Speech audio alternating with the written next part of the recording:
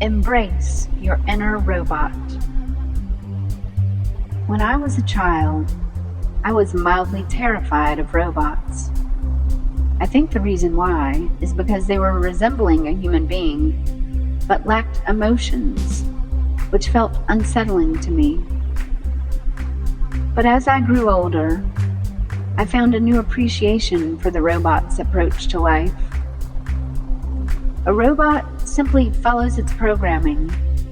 No emotional entanglements, no judgments, just pure action. And while emotions and judgments certainly have their place, sometimes they can become unnecessary barriers. Take, for example, my lifelong dread of dentist appointments. When I was a kid, this wasn't as much of a problem because I didn't have to make the appointment myself and didn't know when an appointment was coming up. But as an adult, if I had a dentist appointment scheduled 3 weeks out, I dread it every single day. My anxiety would build with each passing day, feeding off the energy I poured into worrying about it the day before. By the time the appointment arrived, I'd worked myself into such a state that I practically needed to be sedated just to walk in. And every single time, it turned out fine. Nothing terrible ever happened. And I'd walk out wondering why I'd gotten so worked up. Then, 6 months later, I would go through the same ordeal again.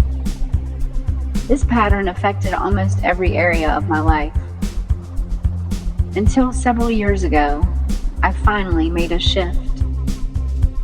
I realized that my overthinking, my emotional spirals, and my judgments about how the future would unfold were robbing me of peace and joy. I realized I could take a cue from robots. Just as they carry out their programs without emotion, judgment, or fear, I could detach from the needless energy drain of overthinking. Now, if I have to do something I don't particularly enjoy, I allow myself to approach it with a robot mindset. If it's something I know I'll survive, which pretty much everything is, I don't need the added layer of dread. I save my emotions for things that genuinely matter to me. Routine, neutral tasks, like going to the dentist or even to work, aren't worth the energy it takes to stress over them. Since embracing my inner robot, I've found life is a lot more peaceful and manageable. This trick can work for all sorts of things.